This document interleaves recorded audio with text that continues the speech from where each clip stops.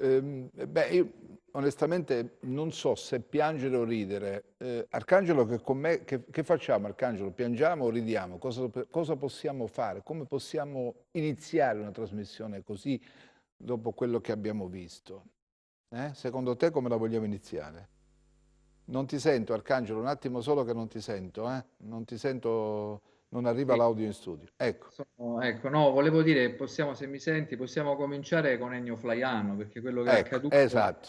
con l'intervista televisiva del generale in pensione, Saverio Cotticelli in Rai, è una cosa veramente incredibile, cioè a castronerie continuano a susseguirsi castronerie, ad incompetenze continuano purtroppo per sua stessa ammissione. Continuano ad susseguirsi incompetenze in una situazione drammatica dal punto di vista sanitario ed economico, con soldi stanziati e non utilizzati perché non sono stati fatti i bandi di gara sono stati affidati perché l'ufficio del commissario non ha fatto le gare, sono stati affidati a Invitalia, ciò significa che le gare per allestire i posti letti acuto per Certo, ma acuti tutto questo, vengono ancora Arcangelo, avanti, quindi. Arcangelo, ma tutto questo in un momento così delicato, così terribile, viviamo tutti con l'angoscia, non si possono fare queste cose, cioè, Ma io poi dico questo, nel senso davvero, ma possibile che nessuno si fosse reso conto prima dell'intervista rilasciata ai colleghi della RAI di quale fosse la misura delle competenze, insomma, e anche se vogliamo dell'interesse del commissario di governo alla sanità nominato in Calabria, cioè possibile che uno non conosca il numero di posti letto di terapia intensiva nella regione che sta gestendo e Ar- nessuno se n'è accorto, cioè se non avessi Arcangelo, detto queste cose chi l'avrebbe denunciate? Io non so. Arcangelo, quando ieri ho ascoltato l'usciere che dava i numeri precisi, mi è venuto in mente quando scrivemmo Codice Rosso 10 anni fa, quando andammo all'ospedale di Castrovillari e chiedemmo, ma scusate, ma qui non c'è nessuno, chi stabilisce se un paziente è codice verde, codice giallo, codice rosso? E tranquillamente, ricordi tu, ci dissero no, ma La guardia giurata. è la guardia giurata che stabilisce se uno è codice giallo, codice verde, codice rosso. E lì ma non è cambiato nulla comunque, Arcangelo, non è che sia cambiato granché. L'aggravante è che ci troviamo in una situazione terrificante e chi deve difenderci, chi deve proteggerci, chi deve mettere in campo gli strumenti per garantire noi cittadini è responsabile a sua insaputa, o meglio, gli viene attribuita responsabilità ma non lo sa perché forse non legge bene quello che stava che il decreto del governo. Riccardo Barberi è qui con me. Riccardo, anche oggi abbiamo le slide, la situazione per quanto riguarda il contagio è abbastanza seria, diciamo solo abbastanza seria, va bene? Sì, è seria e sono anche imbarazzato a presentare dei numeri in un momento in cui in realtà sembra che i numeri siano meno rilevanti rispetto alla politica, all'analisi politica che dovremmo fare di quello che sta succedendo in Calabria. La realtà è che i numeri fanno parte dell'analisi politica e servono anzi a darci il quadro quantitativo, la misura di quanto si sia sbagliato e di cosa, se possibile, si possa recuperare in qualche modo. Almeno io la vedo così. Sì, ne parliamo di... intanto saluto gli altri ospiti, l'ex commissario per il piano di rientro della Regione Calabria, Massimo Scura. Grazie, dottor Scura, per aver accettato il nostro invito. Buongiorno. È imbarazzato per quello che ha visto ieri o no? Beh, sì, sono fortemente imbarazzato e anche dispiaciuto, diciamo così. Dispiaciuto per Cotticelli, per l'Arma dei Carabinieri, ma soprattutto dispiaciutissimo per la Calabria. Non ci meritiamo, mi sento calabrese come sempre, non ci meritiamo questo scempio, queste figure per giunta fatte su una Rai, su una trasmissione Rai di un certo successo e quindi vista da milioni di persone. Io ho ricevuto questa mattina decine di WhatsApp che tutti quanti mi mandavano, che del resto avevo già visto, con i loro commenti, naturalmente anche con una certa attenzione, perché non ritorni tu, eccetera, eccetera. Guardi, io ho detto a tutti, io tornerei anche a piedi e gratis, pur di dare una mano alla Calabria e risollevarsi da una situazione che ha raggiunto picchi bassi, profondi, quanto le profondità delle Marianne. Non abbiamo mai raggiunto situazioni di questo genere, insomma. Tra un attimo torniamo da lei. Torniamo da lei tra un attimo, dottor Scura. Saluto anche l'altro ospite che è Rubens Curia, che ho collegato da Reggio Calabria. Rubens, mi senti? Sì, ciao. È la storia che si ripete, Attilio. Ogni volta che viene giù la RAI si dimette qualcheduno o viene dimissionato. C'è stata, se ti ricordi, alcuni mesi fa l'intervista al direttore della protezione civile, edilizia sanitaria, e poi praticamente venne dimissionato. Ancora prima abbiamo avuto incontri su vari dirigenti che parlavano di sperimentazione con topini. Cioè praticamente ogni volta che viene giù la RAI, no? Allora si accorgono, ma noi lo sappiamo, non è un caso che l'associazione mia, che siamo oltre 42 associazioni, si chiama Comunità Competente, perché purtroppo l'incompetenza regna sovrana nella sanità calabrese. Arcangelo.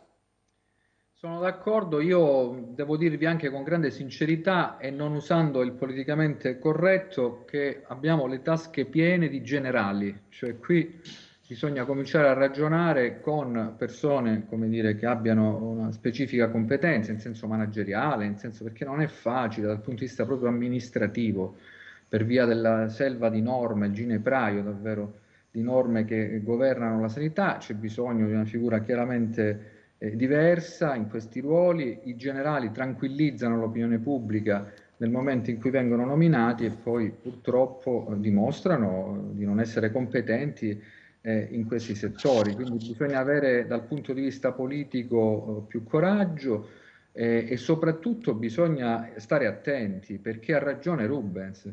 Saluto anche Massimo Scura, buongiorno, buon pomeriggio Massimo. Diciamo, ci si accorge di questo quando uno fa dichiarazioni in televisione. Ma che vuol dire? Ma fino adesso quindi nessuno ha chiesto a questo commissario, il ministro Speranza si è reso conto della figura, diciamo, che avevano collocato alla guida della sanità. Arcangelo, e Arcuri dove è stato in questo periodo? E che appunto dico, ha ragione Rubens. Cioè, Arcuri dove è stato?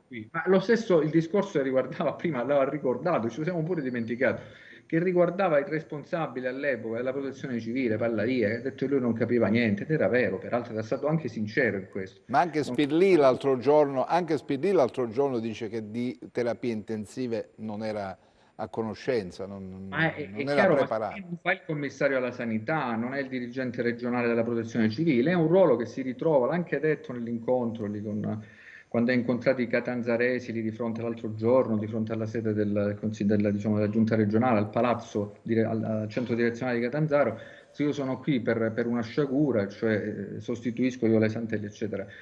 Voglio dire, il ruolo centrale esercitato da un commissario a cui sono stati dati enormi poteri, al quale viene consentito di gestire anche enormi somme di denaro che possono aiutarci a superare quella fragilità sanitaria di cui più volte abbiamo parlato, ecco, di questa figura ci si occupa e poi rispetto alla quale ci si indigna solo quando compare in televisione e dimostra di non avere la competenza necessaria. L'inadeguatezza. Basta con i generali, però scusami, basta, con tutto il rispetto, basta. Però poi ci sarebbe bisogno in Calabria, finisco Attilio, io poi non sono politicamente corretto oggi perché sono indignato da tutte le cose che stiamo vedendo. Allora, come dire, individuiamo, abbia, come dire, si torni domani, quando sarà, ormai c'è un decreto con altri 3 anni di commissariamento, ma insomma poi questa sanità venga gestita politicamente, perché un assessore alla sanità si assume le responsabilità, lui e tutta la sua fazione politica. Non ci saranno scuse nel dire non riusciamo a coniugare la nostra azione con quella del commissario, no, si torni a un ragionamento politico con responsabilità precise. Così è davvero, è un mostro con 2 teste. Io ricordo, per esempio, poi voglio fare una domanda su questo, una serie di gravi illegittimità riscontrate e denunciate da Massimo Scura, poi ne parliamo Massimo, con carte consegnate alla Procura della Repubblica, non è stato fatto nulla. Parleremo specificamente di questo dopo, Attilio. Sì, ma voglio un attimo far capire ai nostri telespettatori, poi, perché secondo me non è che si è vinto molto, il perché noi siamo adesso in zona rossa, perché tutti protestano, tutti si lamentano, i consiglieri regionali vogliono l'area arancione, ma non scherziamo. Ieri nel nostro telegiornale il professor Bruno, che non è sicuramente l'ultimo arrivato, ha spiegato perché, ha parlato di questi benedetti posti in terapia intensiva. Riccardo, tu hai una slide riferita proprio a questo, sì? Sì, se vuoi. Noi ho preparato un piccolo, diciamo, discorso introduttivo, se vuoi, su questa Sì, cosa, va bene, vai. che parte sostanzialmente dalle dichiarazioni in conferenza stampa del ministro, del direttore generale della prevenzione del Ministero della Salute, che è Gianni Rezza. Lui ha detto esplicitamente: la Calabria ha un'incidenza di casi inferiore alle altre regioni, ma un RT molto alto, quindi una velocità di propagazione alta. E questi sono i dati epidemiologici. Ma poi aggiunge: c'è un deficit nelle strutture sanitarie. La percentuale di probabilità di occupazione di terapie intensive e aree mediche è superiore al 50%. Il dato di resilienza del sistema, unitamente alla velocità di propagazione del contagio, spiega l'inserimento in zona rossa, anche perché esistono dei warning, degli alert, come la numerosità del personale sanitario e l'autovalutazione stessa che si dà il sistema sanitario calabrese, che dichiara esplicitamente di non poter fronteggiare l'emergenza.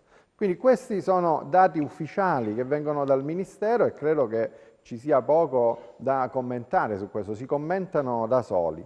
Noi in Italia avevamo, prima del Covid, diciamo, circa 3,2 posti letto in sanità, contando sia il pubblico che il privato, ogni 1000 abitanti. Ora, in Germania, per esempio, ce ne sono 8. D'accordo? Quindi, giusto per dare una misura della nostra situazione. Ma se andiamo a vedere i posti in terapia intensiva, la situazione è anche peggio. In era pre-Covid, quindi a febbraio scorso, noi avevamo 8,42 posti ogni 100.000 abitanti. Con il decreto rilancio e con l'emergenza Covid, il governo si era posto l'obiettivo di portare questi 8,42 posti a 14, oltre a creare tutta una serie di posti anche subintensivi che mancavano, dell'ordine di 7 ogni 100.000 abitanti. Che cosa è successo veramente? Lo vediamo nella diapositiva successiva. È successo questo. Questa è la mappa della percentuale di posti aggiunti nei reparti di terapia intensiva nelle regioni italiane. Dove c'è il colore nero, sostanzialmente non è stato fatto nulla. Poi ci sono le zone grigie, poi si arriva a quelle verdi che invece hanno fatto anche un po' di più di quello che dovevano. Dov'è la Calabria? È l'ultima, insieme all'Umbria. L'ultima, cioè quella che non ha fatto quasi nulla, d'accordo? Questi sono i dati. Andiamo a vedere i numeri, per piacere, così finiamo il quadro quantitativo. La diapositiva successiva ci mostra la situazione delle terapie intensive in tutte le regioni. Il punto qual è? Che i posti pre-Covid in Calabria erano 107, i posti dichiarati oggi sono 152, i posti disponibili che sembrano essere realmente accessibili sono solo 113, quindi già c'è una differenza tra i posti dichiarati e quelli realmente accessibili. I posti previsti dal piano nazionale erano 280, Quindi se noi oggi ne abbiamo 113, in realtà abbiamo il 40% di quelli che erano previsti dopo aprile. Allora non si capisce perché dovremmo avere solo il 40% se erano state stanziate risorse per 280. Un'ultima diapositiva, permettimi, così chiudo il discorso. Se facciamo il confronto con le regioni che come noi per esempio sono in area rossa, come Lombardia e Piemonte, vedi che la situazione di Lombardia e Piemonte, sebbene dal punto di vista epidemiologico, come vedremo dopo, è peggiore della nostra, però hanno, vedi, la Lombardia quasi 10 posti in terapia intensiva ogni 100.000 abitanti. Ovviamente non ha lavorato bene la Lombardia, perché sarebbe dovuta arrivare a 14 secondo le disposizioni e le risorse governative messe in campo. Il Piemonte ne ha 8,4, la Campania 7,4, la Puglia 9,1, la Sicilia 10,8, la Calabria ne ha meno di 6. Mamma mia, fermati un attimo. Massimo Scura che conosce anche questa situazione, ma che cosa è stato fatto negli anni precedenti per attrezzare la Calabria? Certo, nessuno si aspettava questa ondata epidemica, però voglio dire, qualcosa bisognava farlo per attrezzare le nostre strutture ospedaliere. Allora, l'ultimo decreto che parla della rete ospedaliera all'interno della stessa dei posti letto di terapie intensive è il decreto 64 del 5 luglio del 2006. In questo decreto io avevo previsto, naturalmente in accordo con i tecnici del Dipartimento, in particolare con la dottoressa Barone e con il subcommissario Urbani, avevamo previsto 146 o 142, adesso vado a memoria, ma insomma questo è il numero, 142 posti di terapie intensive. Come è stato già detto da chi mi ha preceduto, di questi 142 pre-Covid ne sono stati realizzati 107. Dopo questi 107, con l'arrivo dei sussidi, dell'acquisto dei ventilatori, eccetera, eccetera, ne sono stati 6, ne sono stati attrezzati altri 55 e sono diventati 161 e questo è il numero ufficiale corretto. Però io vorrei dire a tutti, noi possiamo anche aumentare il numero dei posti letto di terapie intensive e portarli a 200, 280, ma dove li andiamo a prendere i rianimatori, gli anestesisti, gli infermieri dedicati alle terapie intensive? Perché al di là del numero dei posti letto che probabilmente, anche avendo parlato con alcuni direttori generali attualmente o commissari attualmente presenti in Calabria, sono anche sufficienti, almeno per quanto riguarda il Covid, perché non sono tanti. L'altro ieri in terapia intensiva ce n'erano 11 e francamente non sono per Covid. Ieri ho sentito anche la dottoressa Fattori in televisione del GOM di Reggio Calabria, ne sono 6. Cioè, ma il problema è dove sono i medici, dove sono gli infermieri per gestire questi posti letto. Tenete presente che gli anestesisti rianimatori sono una merce rara in tutta Italia, non soltanto in Calabria. Però io so che all'ultimo bando per 70 posti, eccetera, in Calabria ne sono arrivati 4. C'è anche questo. La gente che deve venire a lavorare in Calabria deve essere o calabrese e quindi si vuole avvicinare a casa, oppure è un'esperienza che purtroppo ho vissuto anch'io, soprattutto all'Ocri, la gente non ci viene a lavorare volentieri, perché il problema, come ripeto, e ho scritto anche nel mio libro, e ho scritto 10 volte in 10 articoli che sono stati pubblicati in tutti i giornali calabresi, il problema della Calabria non è soltanto di tipo organizzativo, dopo è di tipo organizzativo. Prima di tutto è etico, non voglio approfondire perché lo capiamo tutti, ma poi è culturale. Non è che in Calabria non funziona la sanità perché quelli che lavorano in sanità o che hanno lavorato in sanità sono cattivi. No, in Calabria non funzionano i trasporti, non funzionano gli asili, non funziona. E questo è il problema, cioè un problema culturale. La politica calabrese, che è responsabile numero uno di questo disastro, non dimenticatevi che all'atto in cui fu deciso di commissariare la sanità calabrese, la griglia LEA, cioè il numero di punti LEA, che era 88 su una sufficienza. Nel 2018, i dati sono stati ripresi ultimamente, ma sono già noti da un anno, era 162, cioè l'ultimo, quando io me ne sono andato era 162 e mancavano 8 punti circa, dai 6 agli 8 punti della prevenzione, Dottor Scura, sia per la parte oncologica che per la parte... Dottor Scura, scusi un attimo però, per gestire questa fase di emergenza il governo ha messo in campo dei soldini che la Calabria non ha speso. Adesso le dico, esatto, perché? Perché? Ma è del tutto evidente. Sono 88, 89, 98, non ha importanza, che sono una bella cifra. Va bene. Sono rimasti in regione, perché lo Stato li dà alla regione questi soldi e la regione li deve distribuire nelle ASP, va bene? E nelle ASL, nelle aziende ospedaliere sanitarie provinciali. Non lo ha fatto perché non è che se li è messi in tasca qualcuno, perché hanno soldi e poi fate. No, io ti do dei soldi, se tu mi fai vedere un programma operativo Covid, per quel programma operativo Covid ti controllo, ti monitoro e tu mi devi rendicontare punto per punto come hai speso questi soldi.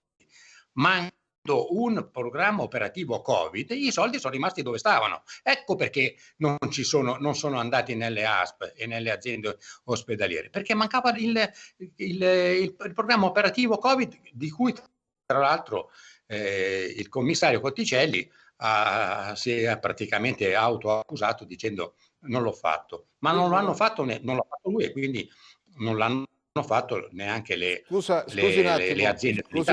Scusi un attimo, Prego. scusi un attimo, Rubens, allora praticamente Cotticelli non sapeva di essere il responsabile del piano anti-Covid, sono arrivati questi soldi, sono rimasti fermi lì, nessuno li ha mandati dove erano destinati, cioè nelle aziende locali e nelle aziende ospedaliere, e quindi noi abbiamo perso tutti questi mesi tenendo questi soldi congelati dentro il cassetto della regione, perché questo mi pare che Massimo Scuro abbia detto. Rubens. È più complesso la situazione, perché ci sono delle responsabilità anche dei commissari delle aziende. Faccio riferimento ad un DPGR. Quando il governo Conte fa il decreto 14, tassativamente ordina alle regioni che entro 30 giorni devono attivare le USCA. Sappiamo benissimo cosa sono le USCA, no? Queste unità speciali di continuità assistenziali con 4 medici e 4 infermieri. La Santelli lo fa il DPGR, lo fa a marzo, il 29-27 marzo se ricordo bene, ordinando quindi ai commissari delle aziende sanitarie di attivare 37 USCA in Calabria. Le aziende sanitarie, faccio riferimento alle più grandi, l'azienda sanitaria di Reggio Calabria, anziché attivarne 12 di USCA, ne attiva soltanto 6. L'azienda provinciale di Cosenza non attiva le USCA come dovrebbero essere attivate, dovrebbero lavorare dalle 8 alle 20, e voi sapete benissimo il ruolo che hanno le USCA, importantissime, sia per quanto riguarda la prima parte della filiera, perché noi stiamo parlando solo dei letti in ospedale, cioè quando arrivano le persone. Noi dobbiamo lavorare anche per fare in modo tale da limitare il contagio. E quindi le USCA un ruolo strategico importantissimo insieme ai dipartimenti di prevenzione, che nel corso degli anni, nel corso di questi 10 anni, i dipartimenti di prevenzione sono stati via via spolpati del personale, non solo i dipartimenti di prevenzione, tutti quelli che sono i servizi territoriali. In Calabria i consultori familiari sono soltanto una targhetta, la psichiatria non ne parliamo, cioè praticamente c'è stato via via questo per un fatto culturale, a mio parere, da questo punto di vista condivido, cioè perché praticamente si è pensato soltanto a una forma di ospedalocentrismo, e manco quello c'è stato da questo punto di vista. E allora io mi chiedo quindi in primo luogo per quale motivo, voglio dire, i commissari delle aziende non si sono attivati in merito. E lo stesso dicasi per l'altro punto di vista, sempre rincorrendo la filiera. Nel corso di tutti questi 10 anni i laboratori o i servizi di microbiologia e virologia e di patologia clinica pubblici via via sono stati anche questi spolpati per quanto riguarda il personale. Io ricordo che la Regione Calabria approvò in Consiglio regionale un piano AIDS allora e istituì le unità operative di malattie infettive e insieme a quelle anche le virologie. Faccio un esempio per tutte, Lamezia e Vibo, per esempio. A Reggio Calabria non c'era il laboratorio di virologia, mentre con il piano AIDS venne fatto. Nel corso del tempo invece via via anche qui abbiamo avuto uno spopolamento del personale e quindi anche qui sono rimaste delle targhette. Allora è evidente, voglio dire, che tutta questa situazione, no? Ma non ci sono soltanto i soldi del piano Covid, ricordiamoci, ma gli 88, il dottor Ingegnere Scura ricorderà benissimo, no? I famosi fondi attinenti al decreto Calabria, i famosi 86 milioni di euro per acquistare attrezzature medicali, che ancora oggi, voglio dire, non se ne è vista neanche una, perché poi Cotticelli decise nel mese di aprile di fare una convenzione con Invitalia ed affidare ad Invitalia tutto quello che era l'acquisto delle attrezzature e anche la gestione della edilizia sanitaria, tranne i 3 grandi ospedali. Ti devo fermare un attimo, Ruben, ti devo fermare perché c'è la pubblicità. Ma Luca, perché è una perla questa qui, mi puoi rimandare prima della pubblicità un piccolo estratto di questa intervista per far capire? No, prego, è dolorosa. No, un attimo solo, un piccolo passaggio, perché veramente è come dire, è l'immagine di quello che abbiamo vissuto e stiamo vivendo sulla nostra pelle. E poi la pubblicità, tra poco. La Calabria oggi non ha un piano Covid. Lei è il responsabile del piano Covid. No, le spiego subito, non è così, dottore. Io non sono io il responsabile. Lei a giugno si accorge che non c'è il piano Covid. Esatto. E cosa fa? Faccio un quesito al Ministero e dico: chi è che deve fare il programma operativo Covid? Ce l'ha qui questo parere? Il parere ce l'abbiamo. Lo vediamo? Sì. 27/10/2020. Ministero della Salute, dell'Economia e delle Finanze. E cosa le dicono? Chi deve farlo sto piano? Io. Dice: nelle regioni sottoposte a piano di rientro e commissariate, il potere e dovere di predisporre e adottare il programma operativo Covid-19 compete esclusivamente alla struttura commissariale. 2 milioni di cittadini calabresi non hanno un piano Covid perché il Ministero le ha risposto con 3 mesi di ritardo. Non è così, dottore. E allora cos'è? Allora perché non c'è il piano? Il piano lo sto realizzando io e la settimana prossima è pronto. Si rende conto che questa è una cosa grave?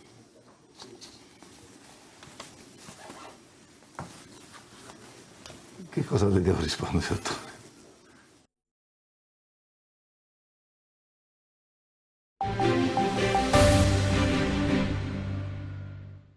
Allora, torniamo in studio. Arcangelo, abbiamo ascoltato Scura, abbiamo ascoltato Curia, resta però l'amarezza che i soldi ci sono per la sanità, ma come al solito non siamo in grado di spenderli e questo poi si ripercuote nell'intero sistema. Non ci sono i servizi adeguati per i cittadini, aumenta l'immigrazione sanitaria. Ma oggi è cosa ancora più grave, noi siamo nel pieno di un'emergenza e come facciamo? Come rispondiamo? Con quali strumenti, con quali mezzi? Arcangelo. Beh, intanto l'incompetenza di questo generale in pensione dei Carabinieri, Saverio Cotticelli, è emersa in maniera, come avrete visto, abbiamo fatto bene a rimandare questa mortificante intervista per tutti i calabresi, mortificante, oltre che per l'intervistato. Naturalmente è chiaro che uno che non ha idea che debba essere responsabile della redazione di un piano Covid, che corregge in corsa per il suggerimento che gli viene da dietro le quinte, insomma, ci descrive bene la situazione in cui ci dibattiamo. Diceva l'ingegnere Scura prima, sì, si possono fare 280 terapie intensive, ma mancano i rianimatori, gli anestesisti, i medici, gli infermieri professionali. Domanda: chi deve reclutarli questi e perché non sono stati reclutati? Anche questa è una storia che non va bene. Con il turnover sono andati via 9.000 tra medici, paramedici, quindi la sanità calabrese è ridotta al lumicino dal punto di vista operativo. I medici, lo posso testimoniare per quello che ho visto in questi mesi, col mio giornale Gazzetta del Sud ci siamo occupati tanto di sanità, siamo andati nei reparti, abbiamo seguito l'emergenza, eccetera. I medici, gli infermieri, ma anche gli operatori di supporto ci hanno rischiato in proprio, si sono battuti come in altre zone d'Italia. Ma questi medici chi li deve reclutare? Secondo, a proposito di soldi, secondo interrogativo, e io lo introduco sempre in maniera politicamente scorretta, perché mi sono scocciato di essere politicamente corretto, la situazione è così grave che non si può far finta di non capire. E allora, a proposito di soldi, introduco un altro argomento. Nelle scorse settimane la Commissione di Vigilanza della Regione ha ascoltato i commissari delle ASP. Nel caso di Reggio Calabria, i responsabili, perché come sapete tra l'altro Reggio Calabria e Catanzaro, due grandissime aziende sanitarie, sono commissariate per infiltrazioni mafiose, lo sottolineo, e poi il commissario dell'ASP di Cosenza. Beh, è emerso che ci sono buchi che sono voragini dal punto di vista economico, finanziario, e qui chiama in causa Scura, nel senso che lui sa bene quello che sto dicendo perché queste cose le ha denunciate alla magistratura inquirente. Io non ho visto risultati ancora, voglio denunciare anche questo. Sentiamolo Massimo Scura. Le cifre. L'ASP di Cosenza ha un buco di 800 milioni, quella di Reggio Calabria 920. Scura scopre che vi sono addirittura, le ho scritte su Gazzetta queste cose, ma le ha scritte lui nel suo libro pure, che ci sono fatture pagate 2 o 3 volte, cioè che nessuno si accorgeva di nulla, che controllava nulla, eccetera. Allora, i medici non vengono reclutati, i bilanci sono ridotti in queste condizioni. I soldi non li spendiamo. I soldi non li spendiamo, la magistratura non è intervenuta fino al momento. Io non registro indagini in relazione alle denunce che l'ex commissario della Sanità Scura ha fatto. Massimo Scura. Purtroppo questo è un problema molto, molto serio. Io l'ho scritto, ripeto velocissimamente anzi tre casi. Primo caso, mi autonomino soggetto attuatore a Reggio Calabria perché tutti i soggetti attuatori che avevamo nominato, uno se n'è andato sbattendo la porta, evidentemente minacciato. Il secondo muore parto. Allora vado io personalmente e scopro nel giro di poche settimane, sono andato giù il 3 settembre, questo è arrivato verso la fine dello stesso mese, scopro che in contabilità sono stati inseriti 16 milioni e mezzo di euro di fatture di privati oltre il tetto per il 2017 e 8,8 milioni per il primo semestre 2018.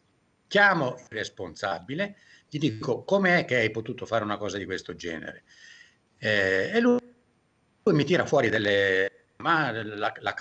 Caravallotti, non mi ricordo adesso i nomi esatti, aveva fatto una delibera, insomma, in poche parole, recupero questi soldi immediatamente e faccio una nuova delibera insieme al dirigente della ragioneria di Reggio Calabria, dell'ASP di Reggio Calabria, il dottor Corea, che è la 969, che è diventata famosa perché ha fatto andare in bestia 25 milioni di privati, ma ha messo nelle cose, nella quale dico: quando arriva una fattura, 1, dovete verificare se c'è un contratto con chi ha mandato la fattura. 2, dovete verificare se è dentro il tetto assegnato a questo privato. 3, dovete fare un controllo qualitativo che veniva fatto, questo almeno veniva fatto. Se non c'è questo la fattura va respinta e adesso, visto che non l'avete fatto prima, dovete chiedere per gli stessi importi, 16 milioni e mezzo, 8 milioni e mezzo del 2018, delle note di credito, cosa che è stato fatto. Quindi da questo punto di vista, però cosa ho fatto anche? Ho preso tutto il pacco e sono andato alla procura di Reggio Calabria, dove ho depositato tutto con nomi, cognomi, importi, eccetera, eccetera. Uno, nel 2016 vado a Cosenza, prima in tribunale e poi dal procuratore, ci andiamo insieme Urbani e io, e lasciamo tutta una documentazione dalla quale si evince che a fronte di pignoramenti, inserimenti di gente che, perché lo consente la legge, che si infilava in questa ricerca di debiti da parte dei privati, si sono montate delle cifre centinaia di milioni, e chiedo naturalmente tutto questo è stato fatto grazie alla presenza all'epoca di 3 finanzieri che erano a mia disposizione, diciamo così, a disposizione del commissario. Faccio questa denuncia, ritorno dopo 9 mesi dal procuratore di Cosenza, il quale casca quasi dalle nuvole, mi chiama prima un tizio, poi mi chiama un altro, ci mancava che mi chiamasse anche l'usciere, capisco che non ha fatto niente, gli riscrivo dopo altri 6 mesi, non ricevo risposta, poi a fine 18 io me ne sono andato. Terzo caso, vado al tribunale di Catanzaro insieme a diverse persone e parlo con il presidente del tribunale e gli dico: guardi che i suoi giudici assegnano delle somme ai creditori prima ancora che i soldi che la Banca d'Italia trasmette al tesoriere della Calabria, no, questi già li vanno a prendere secondo un modulo numero 6. Adesso questo è un dettaglio di cui allora io dico, il problema finanziario è un problema enorme. Il problema del personale, io ho autorizzato 4.300 assunzioni. Ma non sono state fatte però. Aspetta, ne sono state, quando sono andato via io ne erano state fatte circa 2.800-2.900, ne mancavano 1.300-1.400. Naturalmente ho lasciato in eredità, perché poi ci sono le procedure, non è che dal momento in cui dai l'autorizzazione, apri fuori i medici e gli infermieri, gli operatori sociosanitari, tecnici e così via. E invece Cotticelli, gliel'ho detto tante volte, ho anche scritto, ha pensato, d'accordo con Roma, perché questo è il problema, d'accordo con Roma, con la quale io ho fatto una guerra e l'ho fatto anche contro la loro volontà, di poter risparmiare sul personale. Risparmiare sul personale è la cosa più... la gestione dei servizi, ma è anche la più stupida da un punto di vista economico, perché se tu risparmi sul personale e non dai i servizi, come avete detto in trasmissione, la gente prende e va in Lombardia, nel Veneto, in Toscana, eccetera, eccetera.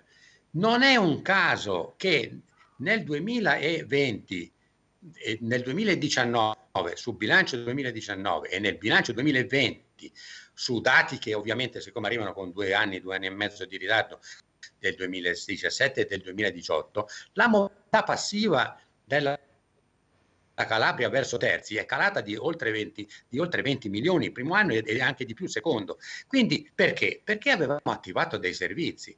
La sola cardiochirurgia di Reggio Calabria, che fa 300 e rotti adesso interventi a 20.000 euro l'uno, questa è la media, ha fatto risparmiare 6 milioni all'anno di mobilità passiva.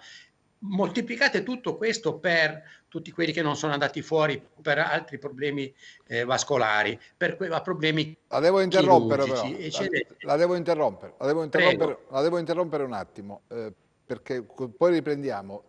Andiamo un attimo con le slide perché voglio sentire poi Curia.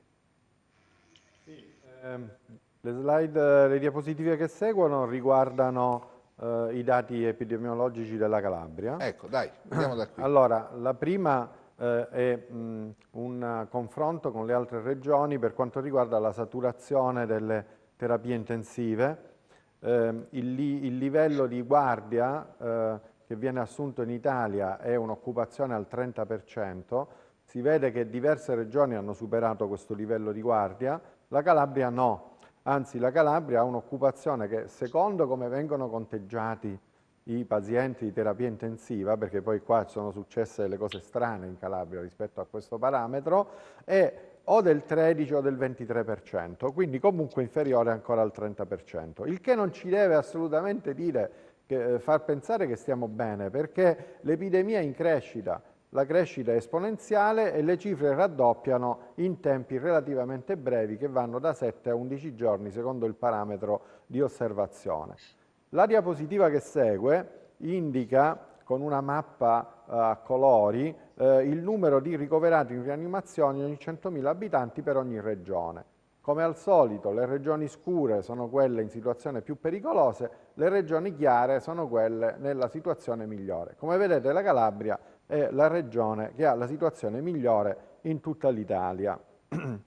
Andiamo ancora avanti, c'è una diapositiva che mostra la situazione del parametro RT, cioè il parametro che serve a descrivere la velocità, la rapidità di propagazione del contagio. Quando questo parametro è maggiore di 1 abbiamo un'espansione dell'epidemia, per riuscire a ridurla dovremmo portarlo a meno di 1. La Merkel recentemente ci ha detto che anche parametri solo di 1,1 e 1,2 sono comunque pericolosi. In Calabria abbiamo toccato 1,84. Questo è molto pericoloso. Quindi anche se l'incidenza del contagio in Calabria è bassa, come abbiamo visto anche dalle diapositive precedenti, è comunque in crescita veloce. Tant'è vero che questa stessa diapositiva io l'ho mostrata al telegiornale da te, Attilio, qualche giorno fa, e il parametro di incidenza era 130 persone ogni 100.000, ora invece è diventato 180, quindi in pochi giorni è aumentato in maniera significativa. Quindi la situazione è questa. L'ultima diapositiva che vorrei mostrare per fare il quadro epidemiologico calabrese è quella della percentuale dei nuovi casi sui soggetti testati. Questo è un parametro importante per capire se siamo capaci in qualche modo di seguire i contagi, quindi di tracciare i contagi.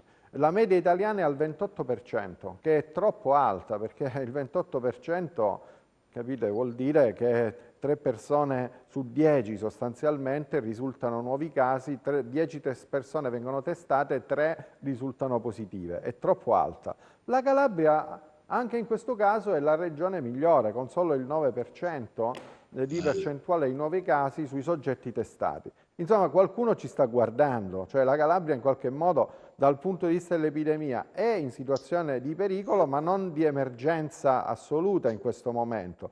La realtà è che poi torniamo ai fatti di prima, cioè qual è la capacità di resilienza del nostro sistema sanitario?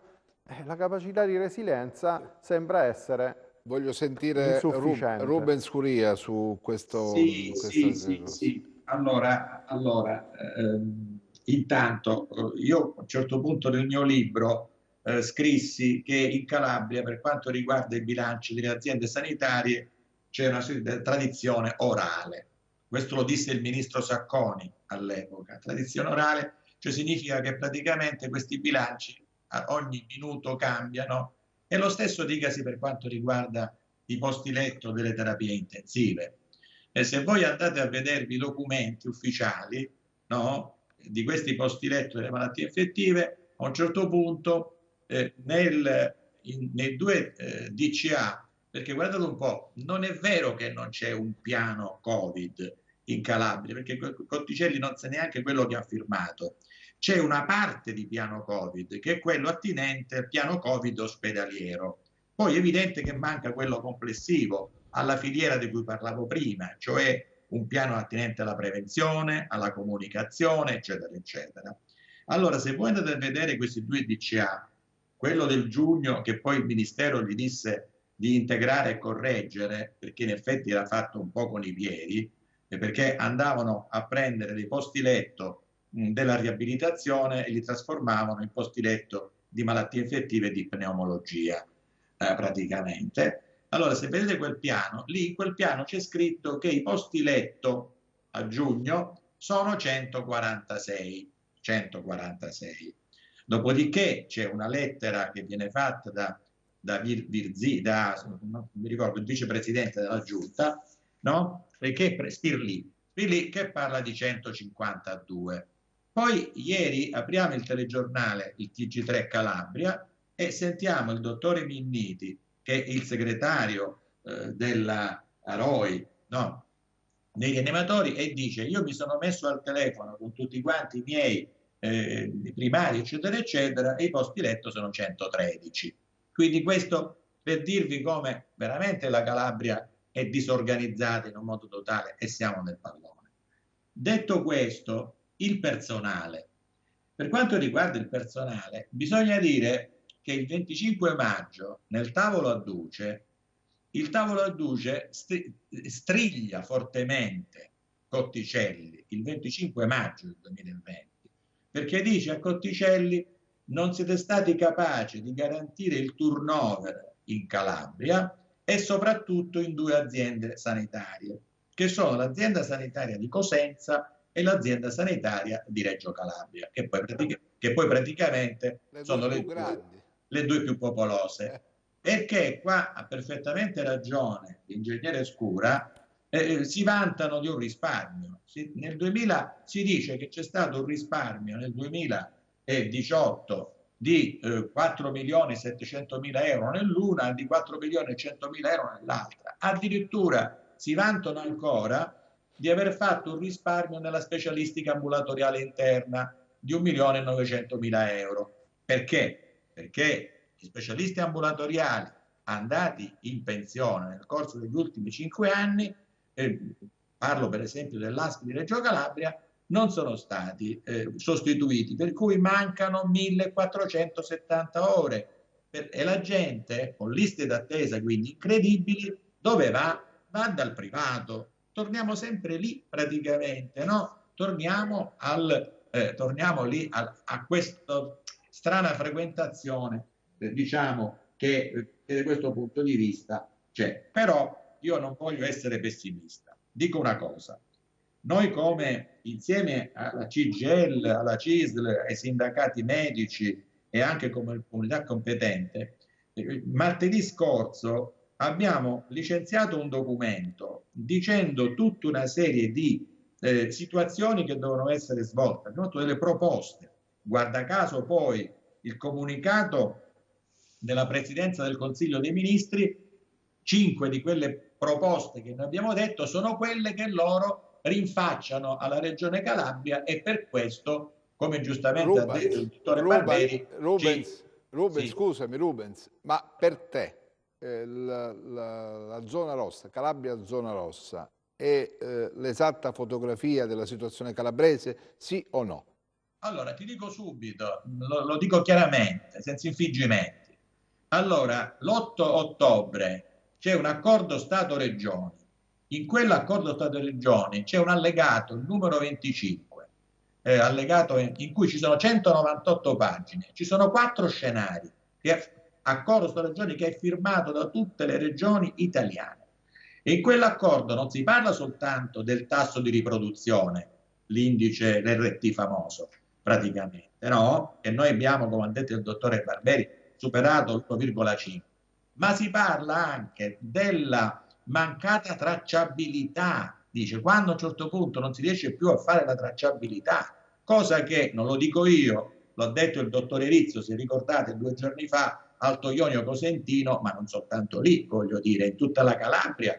Per cui quel dato lì che ci viene a noi proposto, attinente praticamente ai cosiddetti domiciliari, no? Isolamento domiciliare, che cresce in un modo incredibile, non è un dato attendibile, perché noi non riusciamo più a fare tamponi in questa regione, li facciamo con grande difficoltà.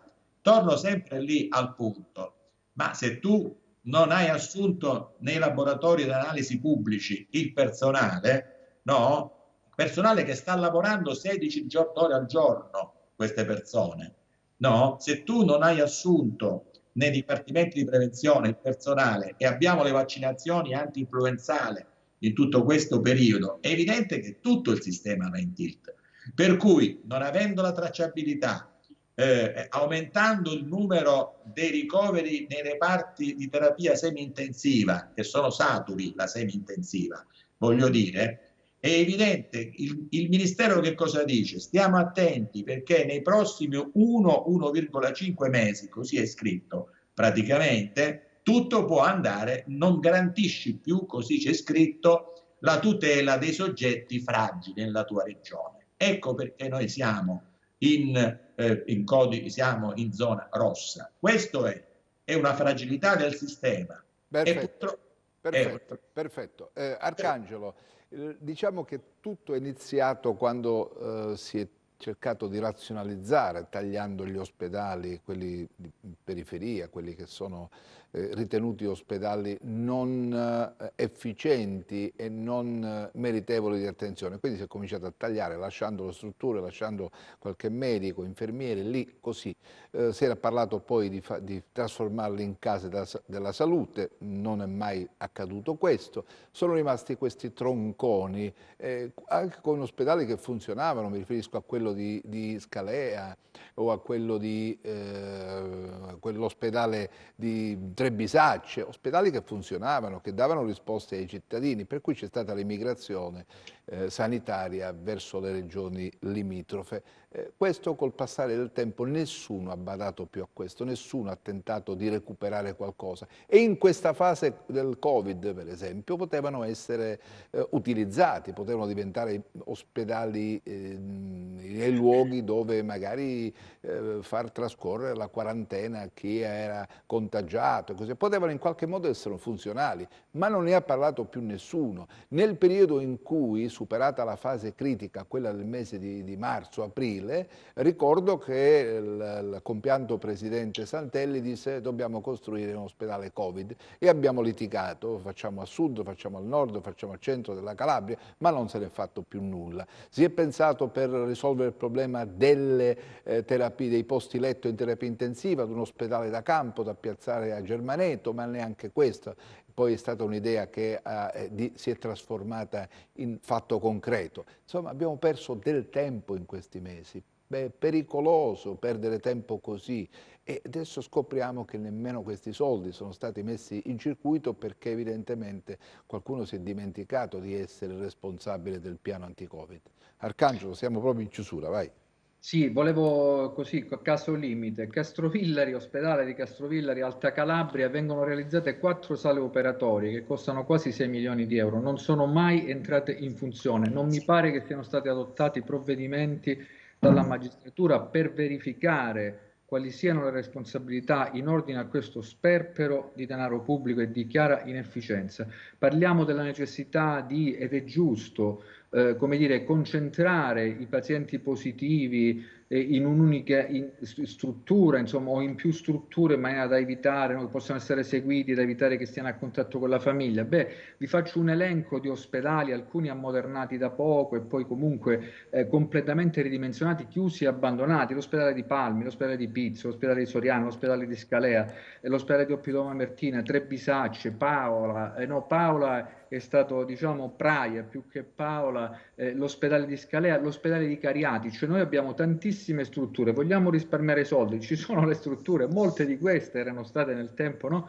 rimesse in sesto, utilizziamole, sfruttiamole per concentrare gli ammalati. Direte giustamente, come sottolineava l'ingegnere Scura prima, poi mancano i medici, beh, provvediamo insomma a reclutare questi medici. Attenzione, io credo pure che sia un errore di fondo, mi si perdoni se vogliamo antistorico quello che sto per dire, ma la sanità non può essere considerata alla stregua di un'azienda che deve produrre così, no, la sanità è una cosa che deve garantire la salute pubblica, bisogna assistere i cittadini, bisogna aiutarli nella possibilità di curarsi, e questo non sta avvenendo in Calabria. Dovevano nascere dei grandi ospedali, ma di che stiamo parlando? Nel 2007 con la normativa che consentiva interventi in qualche maniera velocizzando tutte le procedure, ne dovevano essere costruiti 5 in Calabria, non è stato messo un mattone né nella Sibarite né nella piana di Gioia Tauro. Insomma, sono storie, ma vanno ricordate queste cose. E poi un'altra cosa, merito al merito, perché citava prima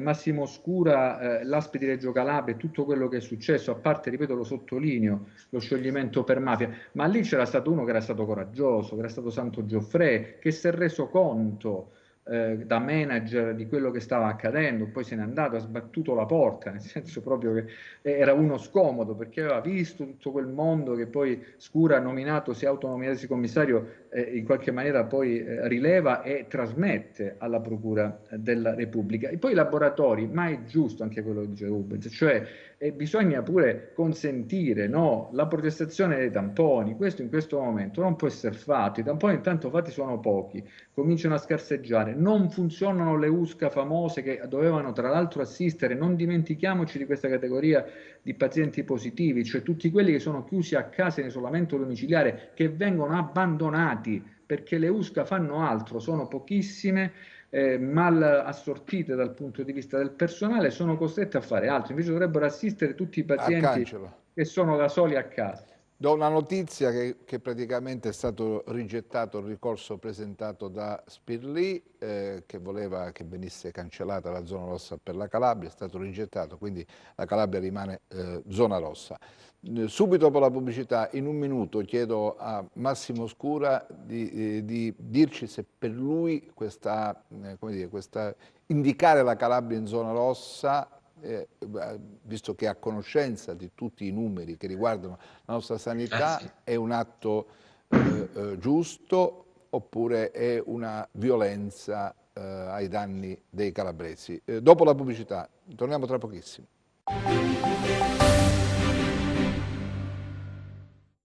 Allora, torniamo in studio. Massimo Scura, proprio un flash perché siamo in chiusura. Zona rossa è una conseguenza logica della questione della risposta sanitaria che non c'è in questa regione, oppure è un atto di imperio imposto al governo?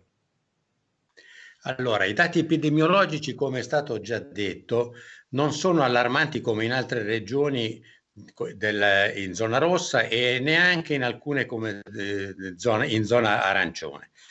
Ma c'è un dato fondamentale che è grave, cioè la trasmissione dei dati è una trasmissione dilettantesca, una trasmissione che già succedeva anni fa quando dovevano essere trasmessi i dati sui LEA che mancavano, e ha dato adito alla Grillo di nominare Cotticelli, eccetera, eccetera.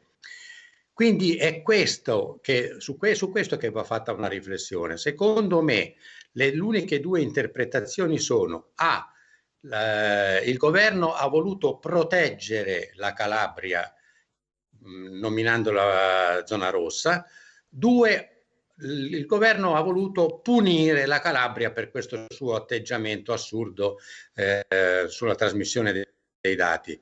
Protendo, perché sono una persona positiva e fiduciosa, sulla prima versione, cioè il governo ha voluto proteggere la Calabria perché la Calabria ha dimostrato in questi ultimi, del resto l'intervista a Cotticelli purtroppo è drammaticamente esemplificatrice da questo punto di vista, ha voluto proteggere la Calabria che rischiava di creare altri danni, ed ha ragione chi ha detto prima di me che la curva che oggi potrebbe anche sembrare non eccessivamente ripida potrebbe diventare ancora più ripida nei prossimi giorni, quindi secondo me ha fatto bene il governo. C'è una considerazione da fare per la Calabria in più: la Calabria è in fondo allo stivale.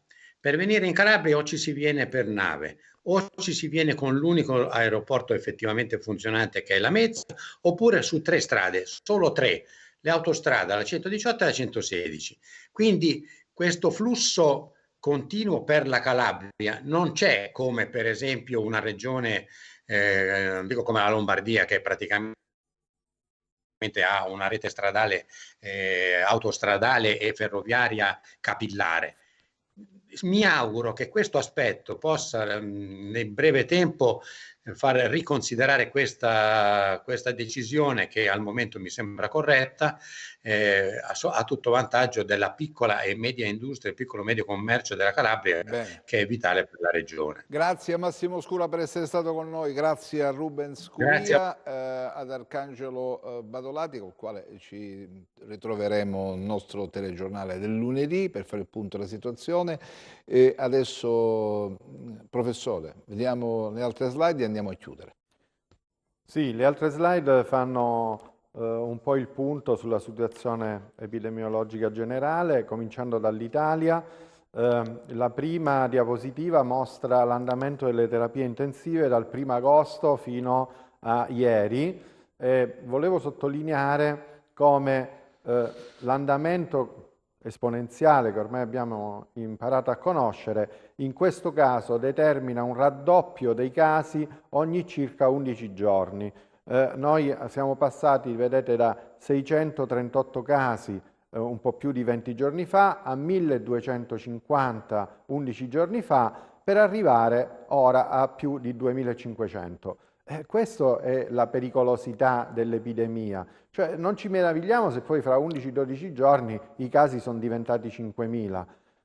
Per fortuna stiamo assistendo a un leggero rallentamento di questa curva, ma è veramente leggero e forse solo momentaneo. Se dovesse essere confermato, questo tempo in raddoppio aumenterà come durata, non sarà 11 giorni, ma diventerà 12, 13 o 14, ma la curva è comunque sempre in salita molto ripida.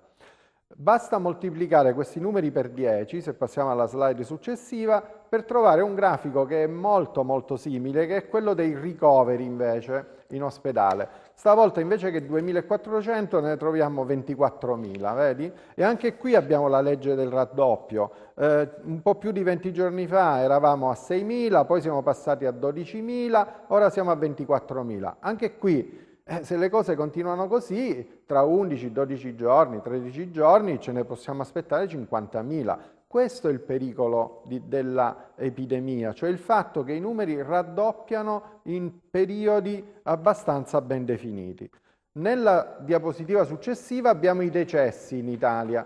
Vi ricordo che a marzo scorso, il 27, abbiamo avuto il maggior numero di morti da Covid in Italia, quasi 1.969 per la precisione. Siamo già arrivati a 450 decessi al giorno in Italia. Anche qui vediamo questa legge del raddoppio, dove stavolta il raddoppio avviene ogni 7 giorni. Siamo partiti, vedete, io ho segnato alcuni punti, 55, dopo 7 giorni 112, dopo altri 7 giorni 225 e ora 450. È chiaro che se questa curva continua così, tra 7 giorni ne avremo 900, e cioè arriveremo ai livelli di marzo. È chiaro che bisognava intervenire in qualche modo bloccando un po' il sistema. Io non so nemmeno se il blocco che sono stato messo sia sufficiente a rallentare una dinamica così potente. Passando alla Calabria, nella diapositiva che segue abbiamo i decessi da Covid in Calabria. Noi per lunghissimo tempo non abbiamo avuto decessi da Covid in Calabria, poi sono ricominciati a inizio settembre. Guardate, in una settimana ne abbiamo avuti 18, settimana scorsa eravamo a 114 casi totali, ora siamo a 132. E questo, anche qui, cosa possiamo aspettarci nella settimana che viene? Come minimo altrettanti di quelli che abbiamo osservato questa settimana, ma se la curva in realtà, come sembra, si sta impennando, saranno ancora di più. Nella diapositiva, le ultime due diapositive sono quelle che riguardano i ricoveri da Covid-19 in Calabria. Non ho considerato qui le terapie intensive perché vedete quel saltello che ha fatto la curva rossa negli ultimi giorni. In realtà le terapie intensive non si capisce più bene quali numeri abbiano, quindi ho evitato l'analisi, ho guardato solo i ricoveri e i ricoveri, vedete anche qui, mostrano una crescita importante. In una settimana siamo passati da 142 casi a 212, con un incremento di 70, cioè 10 persone al giorno in media, in più in Calabria. E infine la situazione nelle nostre province. Le province le ho segnate tutte, quella che dà maggiore, vedete in questo momento, preoccupazione, scusate, ho invertito i dati, in realtà quella più rapida è Reggio Calabria, quella in alto, non è Catanzaro, poi c'è Cosenza, poi c'è Catanzaro, Crotone e Vibo Valentia. Vedete che l'impennata di Reggio Calabria è veramente preoccupante, ma anche Cosenza ha una dinamica rapida. Se guardiamo a tutta la Calabria nel complesso, in una settimana i casi sono aumentati di 1531. Quindi siamo passati da 2.950, cioè circa 3.000 di una settimana fa, a 4.481, cioè quasi 4.500 di ieri. Ecco, la pericolosità sta in questa rapidità di crescita. È una rapidità di crescita che il nostro sistema evidentemente non è capace di reggere. Quindi non consoliamoci sul fatto che le cifre epidemiologiche calabresi in questo momento sono meno gravi che il resto d'Italia. Sono comunque gravi e comunque bisognava intervenire. Bene, grazie a Riccardo, noi ci vediamo sabato prossimo, questo spazio dedicato proprio all'approfondimento del Covid. Oggi gran parte della trasmissione è stata dedicata a questa figuraccia rimediata per l'intervista fatta da un bravissimo collega al generale Cotticelli, che non è più il commissario del piano di rientro in Calabria, perché si è dimesso, ma Conte aveva già pronto il decreto per mandarlo via. È tutto, vi lascio adesso a Filippo Verti, noi ci vediamo domani, arrivederci. Siamo dunque zona rossa e da quando è stata più o meno dichiarata e poi messa in atto da poche ore a questa parte, si susseguono dichiarazioni, si susseguono anche manifestazioni, si susseguono prese di posizione da parte del mondo politico, istituzionale, economico. La notizia, parliamoci chiaro, è stata da tutti quanti noi percepita come una sorta di castigo, come una sorta anche a volte di ingiustizia, ma dobbiamo essere freddi, dobbiamo essere, come dire, razionali nel giudicare quello che ci sta accadendo e soprattutto nel non fermarci in un atteggiamento che è tipico di noi calabresi, che è quello della lamentazione, oppure di avere l'occhio rivolto al passato. È di tutta evidenza che questa zona rossa, che sicuramente si protrarrà per 15 giorni, speriamo, ma potrebbe anche arrivare ad un mese, avrà delle ripercussioni molto serie e molto gravi sul terreno economico, sul terreno della piccola imprenditoria, sul terreno del commercio e su cose su cui non mi soffermo perché sono note. Su questi elementi bisognerà dunque intervenire da parte del governo nazionale e di quello regionale per cercare di attutire e di ridurre al massimo, ma sarà molto complicato, i contraccolpi di questa chiusura. Il punto qual è? Il punto è che bisogna interrogarsi sul perché noi siamo finiti in questo tunnel e nell'interrogarsi su questo noi non dobbiamo mai tralasciare la situazione nella quale siamo e nella quale potremmo addirittura peggiorare, che è quella della tenuta sanitaria del nostro sistema. La tenuta sanitaria del nostro sistema significa la tenuta dei nostri ospedali e la possibilità che ci si venga accolti e curati in maniera seria, nelle condizioni in cui i medici, gli infermieri e tutto il personale sono messi in condizione di operare. Questo è il punto su cui ovviamente bisognerà discutere e bisognerà affrontare. Ora, a me non interessa tracciare le responsabilità, che tra l'altro sono molte, le responsabilità dello Stato della sanità in Calabria, che dipendono sia dalla questione del commissariamento che si trascina da 10 più anni, sia anche da un imbarbarimento politico e interventistico nel settore della sanità che ha provocato i danni che noi oggi stiamo pagando. Quindi responsabilità politiche e istituzionali molto chiare, responsabilità politiche anche del mondo sociale, anche del mondo associazionistico, anche di noi cittadini, anche di noi giornalisti. Anche su questo bisognerà soffermarsi, ovviamente con gradazioni diverse. Il punto è qual è? Se noi in questo momento vogliamo essere parte del problema o parte della soluzione del problema?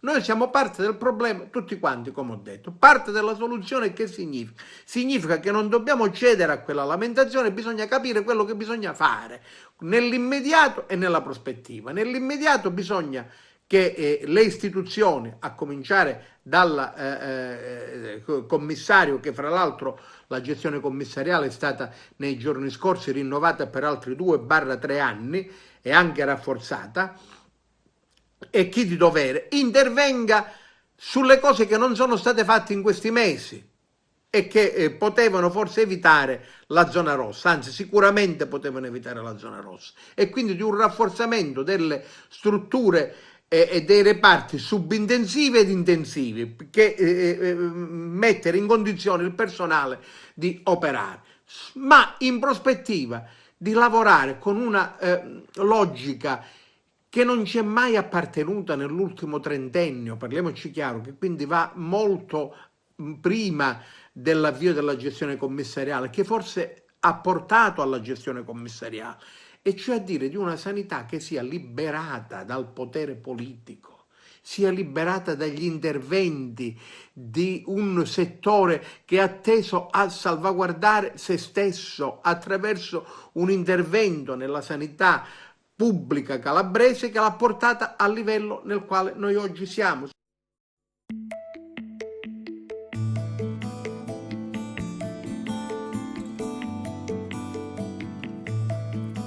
Chissà terra brucia come un sole ad agosto, la mi fare diventare niente fumo e tutto arrosto.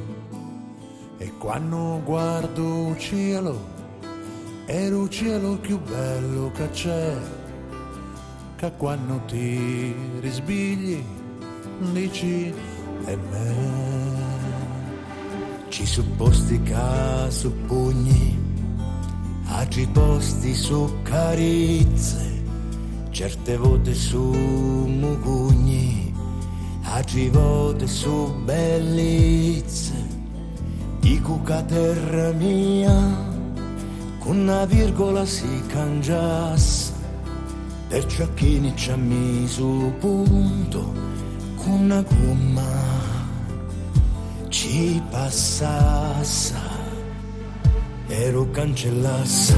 Chissà terra nostra, balla tarantella, si piglia chitarra e suona calavicella. Chissà terra nostra, fa l'amore con mare, si stennare a spiaggia e s'asciuttare il sole. Chissà terra nostra è verde come speranza, quanta gente ti sparla e poi ci viene a vacanza. Chissà terra nostra è sostanza e cultura, chissà terra nostra è senza paura. Telegiornale parla, tante volte cose brutte, di una terra abbandonata e di anime distrutte. Eppure c'è gente buona che combatte per ti fa sta meglio, che son chiova almeno trona, che ti dice io ti dugno e non ti pigli. Chissà terra nostra, balla tarantella, si piglia chitarra e suona calavicella. Chissà terra nostra, fa l'amore con mare, si stennare a spiaggia e s'asciuttare il sole.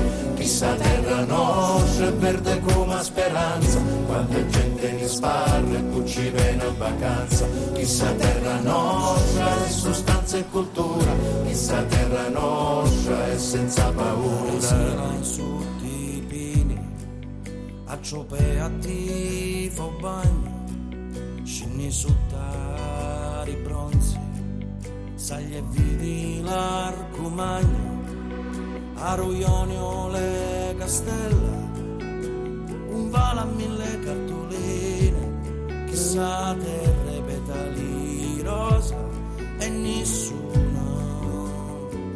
ci voglio e spine, ci voglio e spine.